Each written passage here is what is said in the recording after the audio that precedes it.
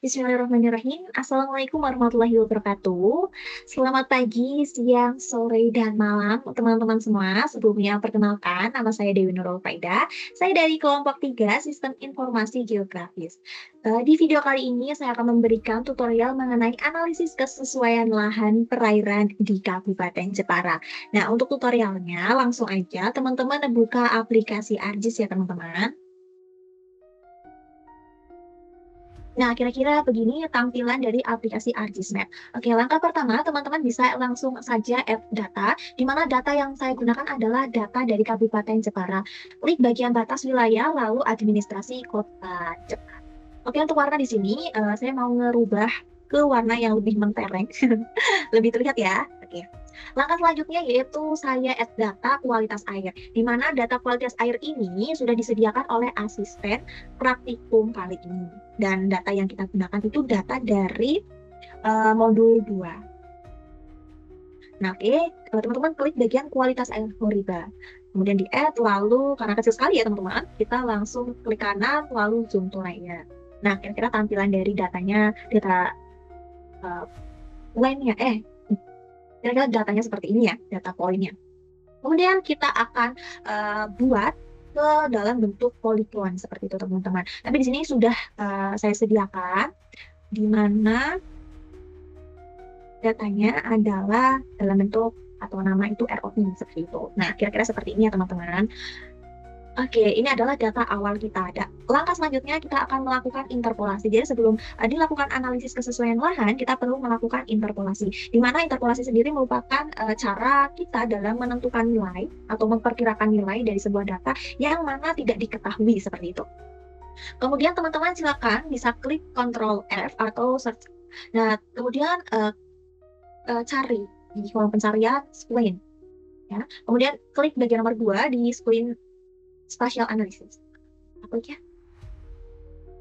Nah, kira-kira munculnya seperti ini ya teman-teman. Kemudian kita input poin atau datanya seperti itu. Nah, data yang kita gunakan adalah kualitas air Horiba. Kemudian untuk value kita rubah di sini kita ke pH. Kemudian, oke udah, klik ke environment, teman-teman ke bagian processing extend. Di bagian extend-nya sendiri ganti ke send as layer ROI teman-teman. Kemudian untuk raster analisisnya, teman-teman ke bagian mask. Kemudian ke bagian ROI ya. Kemudian kita oke, lalu oke. Ini sedang proses ya, semoga berhasil gitu. Karena beberapa kali memang ada terkendala kayak kegagalan seperti itu. Sebenarnya gagalnya itu karena salahnya kita salah mencet aja sih. Oke. Ini hasilnya teman-teman. Dari tampilan pertama pH gitu. Mungkin kita bakal rubah namanya gitu. Bentar. Kita rubah namanya menjadi pH. Oke. Kemudian lanjut. Nah, ini kan baru pH ya teman-teman, masih ada suhu, salinitas, dan lainnya. Teman-teman caranya sama, ke Ctrl F, lalu bagian screen, lalu klik yang kedua, lalu input data kualitas air Horiba. Untuk value-nya kita ganti, karena tadi sudah pH, di sini saya gunakan salinitas. Oke, kemudian environment-nya, ke bagian processing extend-nya kita ganti ke send as layer ROI, lalu untuk raster analisisnya kita ubah di bagian max ke bagian ROI, seperti itu. Kemudian kita oke, lalu sedang proses ya teman-teman. Oke, udah ada belum? Oh, belum ada. Nah ini kira-kira tampilannya seperti ini teman-teman. Mungkin kita bisa rubah namanya dengan salinitas. Kemudian langkah selanjutnya sama untuk yang suhu dan DO ya.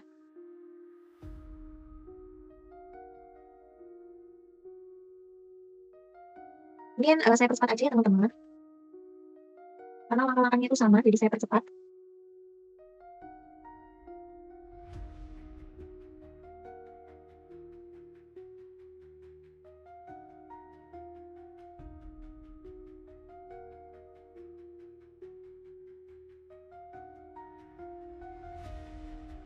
Nah, untuk DO di sini kita pakai DO yang fix. Kemudian ke bagian environment, lalu ke posing extend, kita ganti ke bagian send as layer. Lalu untuk raster analisisnya ke ROI.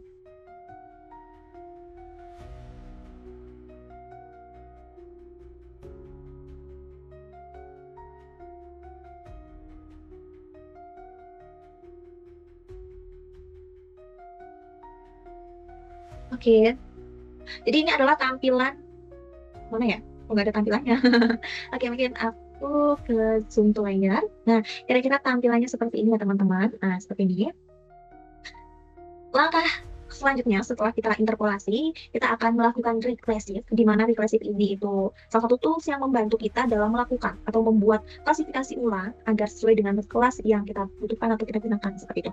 Teman-teman ke bagian search atau control F ya, terusan, aduh, kemudian teman-teman cari di sini regress. Nah, terusan klik yang kedua ya teman-teman. Nah, di sini. Oke, langkahnya nggak jauh berbeda sama yang tadi ya. Jadi, untuk insert datanya, kita pakai data yang terbaru, yaitu DO misalnya. Tapi semuanya harus ke request semua sih. Menjadi 3 untuk matriks sesuainya 9, 9,5, dan 10 gitu ya. Kita 9,5. Tuh, 9,5 dan 10 gitu. Oke. Oke, untuk DO hasilnya akan sebentar, sedang proses nih teman-teman. Nah, tampilannya akan seperti ini teman-teman. Oke, kita mungkin rubah namanya seperti itu ya. Kita akan ubah namanya jadi request DO seperti itu. Oke, langkah selanjutnya nggak jauh berbeda ya teman-teman, sama ke request. Kemudian kita input data yang kedua yaitu suhu. Kemudian kita klasifikasi menjadi 3 bagian. Dan di sini untuk suhu sendiri ada 28, 30, dan 32. Ada 28, 30, dan 32. Gitu.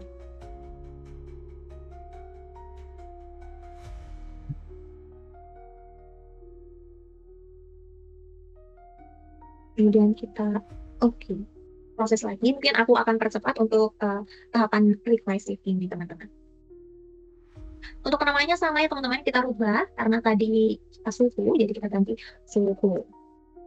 Langkah berikutnya sama, kita ke request, kemudian insert data yang selanjutnya adalah salinitas, kemudian kita ke klasifikasi, kita rubah kelasnya dari 9 menjadi 3, kemudian untuk matriks kesesuaiannya, untuk salinitas ada 13,5, kemudian 27,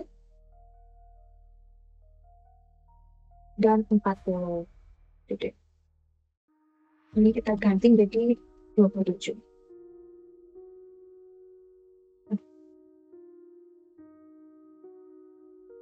Step yang sama berlaku untuk semuanya ya, untuk bagian regressive. Untuk pH sendiri ada 7,5, kemudian ada 8,5, kemudian ada 9,5. Ini 7,5 ya, kita lagi 7,5, 8,5, dan 9,5. Oke, tampilannya akan seperti ini teman-teman. Jadi untuk yang pH kita ganti namanya menjadi pH. Oke, mungkin untuk tahapan regressive sudah ya teman-teman. Tadi kita interpolasi sudah, regressive juga sudah, seperti itu. Mungkin lanjut ke langkah berikutnya, yaitu langkah weighted overlayer. Gitu ya, kita melakukan overlayer dengan cara pembukutan itu weighted. Di mana metode ini merupakan suatu metode yang berfungsi untuk menggabungkan lapisan raster atau data-data yang mana memberikan bobot kepada setiap lapisan berdasarkan tingkat pengaruh terhadap hasil akhirnya, seperti itu. Caranya sama ya teman-teman, tetap di bagian sort, tapi teman-teman ketik weight. Jadi semua. Oke. Nah, teman-teman pakai yang bagian yang pertama ya. Nah, di sini teman-teman tinggal klik. Tapi sebelum itu ada yang tertinggal ya teman-teman. Nah, jadi sebelumnya itu udah ada ketentuan pewarnaan. Nah, jadi kita mau menyamakan warna gitu kan. Oke, sebentar saya buka Word dulu terkait warna ketentuan. Oke, di sini ada ketentuan warnanya untuk DO hijau ke biru. Kemudian kita ubah dulu ya, hijau ke biru untuk DO.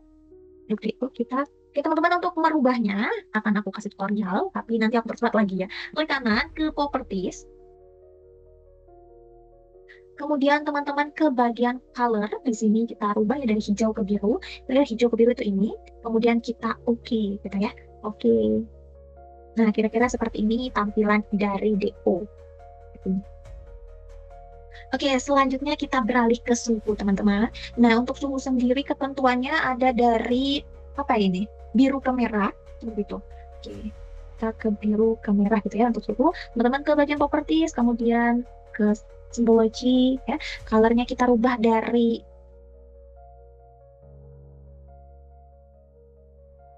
Oke, kira-kira seperti inilah ya, teman-teman. Lanjut ke bagian pH, di mana pH ada merah ke biru. Untuk pH ada merah ke biru.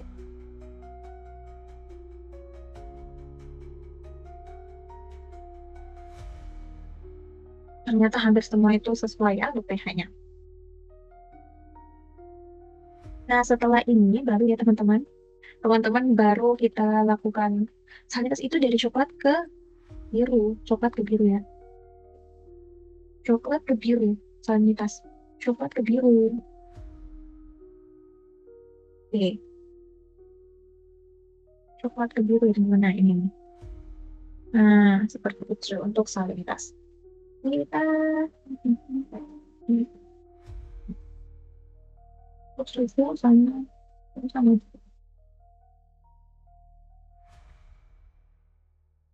suhu itu biru, suhu itu biru.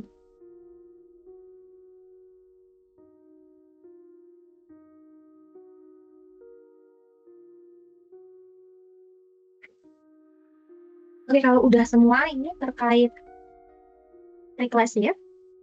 Oke. Oke, teman-teman, bagian reclassive ternyata udah selesai. Lanjut kita ke bagian wetting overlay. Belakangnya sama, teman-teman, ke bagian search atau Ctrl F, lalu klik bagian wetting overlay, terus klik bagian yang atas sendiri gitu ya. Klik 2 kali, tampilannya akan seperti ini. Nah, cara kita inputnya, bagi tanda plus itu kita klik. Kemudian input data, yang pertama kita dari atas lah ya, dari pH. Kemudian kita value-nya tetap kita oke. Nah, di sini bagian influence kita ganti jadi 25. Lalu kita tambahkan data salinitas. Kita tambah jadi 25 juga. Kemudian kita tambah suhu 25 juga. Dan yang terakhir adalah DO. Untuk DO juga 25 gitu ya. Jadi totalnya tetap 100 teman-teman ya. Di bagian sum of influence itu tetap 100. Nah, jadi influence ini itu ditentukan berdasarkan kriteria yang paling dominan dan paling dibutuhkan untuk misalnya kalau misalkan lokasi tersebut misal kita gunakan untuk budidaya kerapu atau budidaya rumput laut, jelas kriterianya berbeda ya. Baik itu suhu, salinitas, ataupun kedalaman seperti itu. Jadi berdasarkan kriteria yang paling dibutuhkan oleh organisme yang akan kita budidayakan nantinya. Oke, selanjutnya kita sedang proses ya teman-teman. Nah, oke teman-teman, jadi pada akhirnya seperti itu. Pada akhirnya tampilannya akan seperti ini. Jadi yang merah itu tidak sesuai dan yang warna hijau ini sesuai seperti itu. Oke, untuk mengetahui tidak sesuai dan tidak sesuai lebih spesifik kalau ini 23 kan kita kayak apa sih gitu kan. Kita klik kanan, kemudian kita ke properties. Lalu di bagian label sini ya teman-teman, namanya tidak sesuai. Kemudian di sini jadi sesuai. Nah, jadi bagian tidak sesuai itu 11.520 dan yang sesuai itu 20.069 pixel gitu. Dan tapi kira-kira seperti ini ya teman-teman untuk tampilan setelah kita melakukan pembobotan atau overlay itu penggabungan dari 4 layer baik itu pH, suhu, salinitas, dan DO. Oke. Ini adalah hasilnya seperti ini. Maka langkah selanjutnya untuk memudahkan informasi ini tersampaikan dengan sepenuhnya dan mudah dipahami oleh yang melihat atau membaca gitu ya. Kita akan membuat hasil ini ke dalam bentuk yang mudah dipahami atau kita melakukan layouting seperti itu. Jadi untuk layouting akan saya persingkat, jadi hasil layoutingnya seperti ini teman-teman. Oke teman-teman, jadi ini adalah hasil dari layouting peta analisis kesesuaian lahan wilayah perairan di Kabupaten Jepara. Nah, di mana di sini sudah lengkap dengan judul peta, logo, nama pembuat, kemudian keterangan atau legenda sendiri, kemudian ada penduduk lokasi di mana sih sebenarnya eh, kualitas peta kualitas air ini dibuat seperti itu, yaitu di Jawa Tengah, tepatnya di Karimun Jawa seperti itu. Kemudian ada sumber dan koordinat sistem, kemudian ada scale text and scale bar, dan juga ada penunjuk arah. Oke, mungkin sekian aja pemaparan yang bisa saya sampaikan mengenai analisis kesesuaian lahan menggunakan aplikasi ArcGIS-Map. Sekian, apabila ada tutur kata saya yang kurang berkenan, saya mohon maaf. Sekian, wassalamualaikum warahmatullahi wabarakatuh.